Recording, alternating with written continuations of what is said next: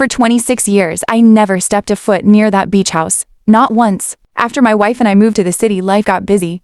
Careers, raising children, endless responsibilities. But there was one thing I never understood. Even after all those years, my wife kept going back there 4 times every single year. I never questioned it. I trusted her. Then 3 weeks ago, she passed away. And before I could even process losing the love of my life, my children started talking about money. Dad, sell that useless old beach house. Mom's gone now. There's no reason to keep it, so I agreed. But before signing the papers, I decided to visit it one last time. And the second I pushed open that rusty gate, I realized my wife had been hiding something from me for over 2 decades. And what I found living there made my blood run cold. My name's Daniel. I'm 68 years old. And until 3 weeks ago, I thought I knew everything about the woman I spent 42 years married to. My wife, Margaret, was the most gentle soul I had ever known. We met when we were barely adults, fell in love fast, married young, built everything together from scratch. Back in our early years, before kids, before success. We bought a small beach house on the Oregon coast. It wasn't fancy, old wooden walls, a cracked porch, windows facing endless waves, but to us it felt like paradise. Every summer we spent weeks there. Those were our happiest memories. Then life changed. I got promoted, work demanded more.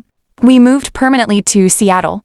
The beach house stayed behind. I stopped visiting, but Margaret, she never did. Every few months she'd quietly pack a bag. I'm heading to the coast for a couple days, and then she'd leave. For 26 years, I thought maybe she needed peace, time away. I never asked questions. I regret that now.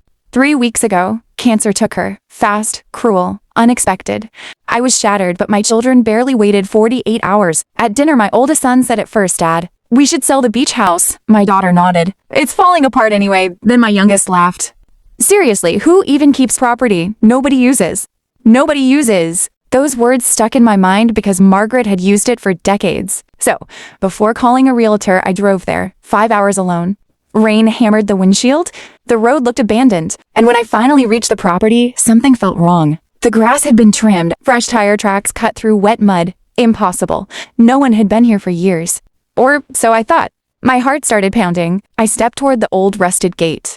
The hinges screamed as I pushed it open, and then I froze. Smoke. Thin gray smoke rising from the chimney. Tears already streaming down her face.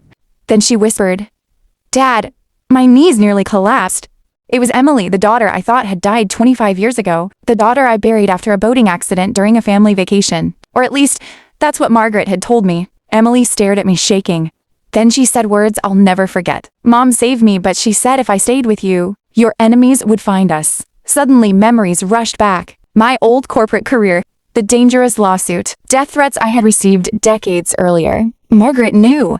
She feared for Emily's life. So she disappeared with her, protected her, raised her here, secretly for 25 years, visiting 4 times every year, maintaining 2 separate lives, and never telling me. I felt anger, confusion, betrayal, but mostly I understood. She had sacrificed everything to protect our child. Emily walked toward me slowly, then placed an envelope in my hand. Margaret's handwriting.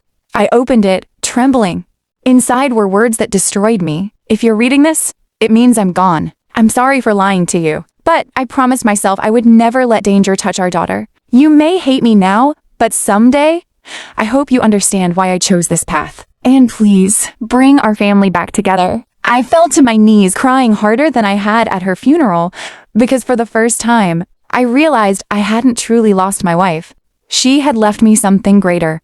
A family I thought was gone forever. And the children who rushed to sell this place, they never understood what this house really protected. It wasn't property. It was a promise. I never sold the beach house. I moved in permanently. My daughter came home. My granddaughter finally knew her grandfather. And every morning, I sit on that same porch, watching the ocean, thinking about Margaret, the woman I loved, the woman who lied to me, the woman who sacrificed everything.